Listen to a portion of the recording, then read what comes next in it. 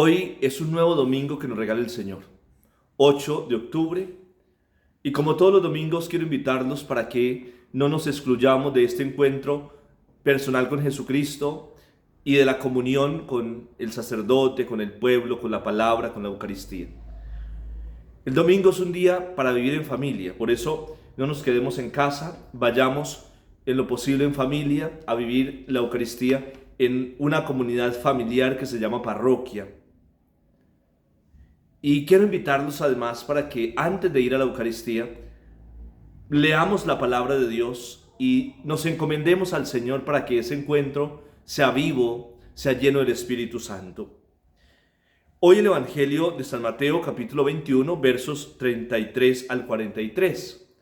Pero si nos fijamos en todos los textos de la palabra de Dios que hoy se nos proclamará, todo tiene el tema de la viña. El Señor se escogió una viña, se escogió un pueblo, en medio de muchos pueblos se escoge uno, lo consagra y lo hace su viña. Luego el Evangelio también nos va a hablar de ese Señor que tiene una viña y hace todo lo posible para que dé frutos y luego lo entrega a unos viñadores que le pagan muy mal. Y he querido pensar en estos textos de una manera muy humana, como quien tiene una finca, un cultivo o proyecta una empresa. Y tenemos que pensarlo como el sueño de Dios con su pueblo, el sueño de Dios con su viña. Hay un capítulo de el plan de evangelización de la Arquidiócesis de Ibagué que se llama La Iglesia que Soñamos, que yo prefiero decir soñamos con la iglesia que Cristo ha soñado, porque es el sueño de Cristo. Y en esos sueños que planteamos en la iglesia de Ibagué, hablamos de una iglesia espiritual, de una iglesia eucarística, una iglesia misionera, una iglesia fraterna, una iglesia que impulse la caridad y que tenga una administración transparente, ecuánime. Entonces pensemos cuál es el sueño de Dios con esa viña que somos nosotros, que es la iglesia. ¿Cuál ha sido el sueño del Señor conmigo, con mi familia? ¿Cuál es el sueño de Dios? Y Él soñó un pueblo santo, un pueblo de su propiedad. Pero con el tiempo ese pueblo se fue rebelando y comenzó a desligarse del Señor.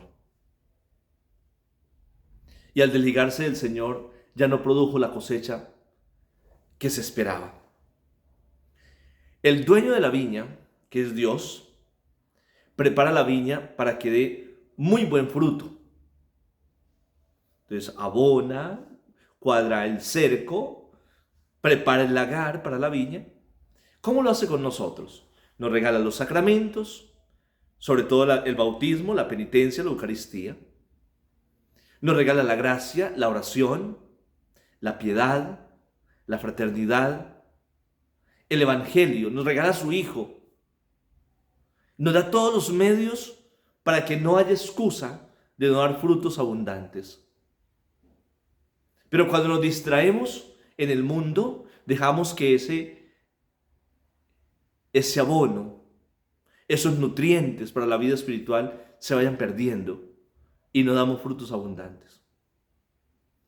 Y es allí así como se soñó con una viña buena, vienen los sentimientos de desilusión, porque Dios también se desilusiona, también se siente defraudado por nosotros que somos su viña.